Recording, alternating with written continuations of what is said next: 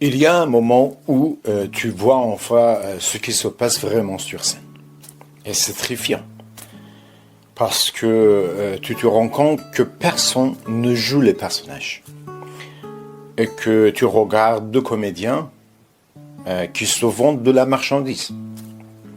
C'était 2010. Je venais de sortir d'une période très difficile de ma vie. Un suivi psychologique qui avait duré 5 ans, de 2005 à 2010. Je prenais médicaments.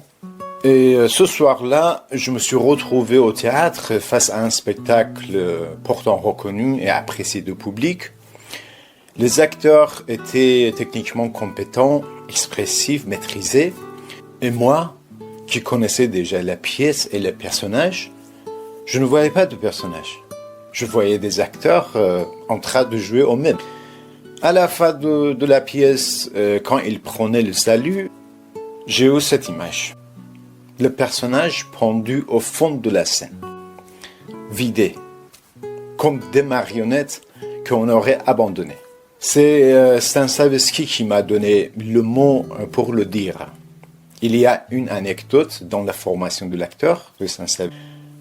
Quand il va apprendre à ses élèves cette catastrophe, ce problème dans l'art de l'acteur ou l'actrice, il joue le monologue de Figaro devant ses élèves, gestes parfaits, intonation magnifique.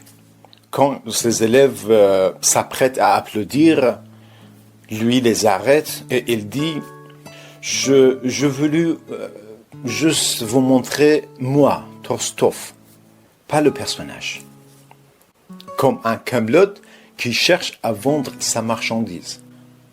Et c'est exactement ça que j'ai vu ce soir-là. Alors, la question s'est déjà imposée.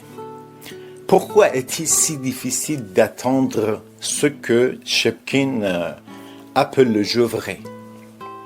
Les acteurs compétents, maîtrisés, professionnels.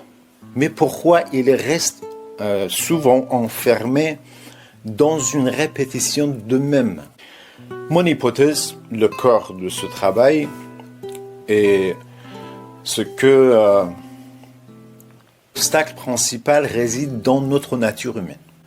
Nous nous construisons par imitation depuis l'enfance et nous développons un personnage quotidien façonné par notre famille, notre culture, notre environnement. Et ce personnage devient tellement ancré en nous et il remonte inconsciemment à notre place. Et c'est ça qu'on appelle le jeu réel.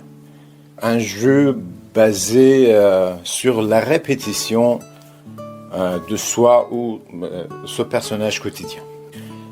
Mais le jeu vrai, c'est autre chose. C'est une transformation profonde. Une connaissance de soi, une capacité à dépasser ses automatismes pour mobiliser quelque chose de plus intérieur, de plus libre. Et ce que j'avais vécu avec Maïnoski à Téhéran, avant ces 5 ans très difficiles, c'était déjà ça. Il nous a appris que l'art de l'acteur ou l'actrice, ce n'est pas jouer le mot de personnage. C'est pas jouer les répliques. C'est en fait, c'est interpréter. C'est interpréter sa pensée, ses désirs, sa logique intérieure. Et cette image de personnage pendu, je ne l'ai jamais oubliée dans ma vie. Elle était devenue le point de départ de tout ce travail.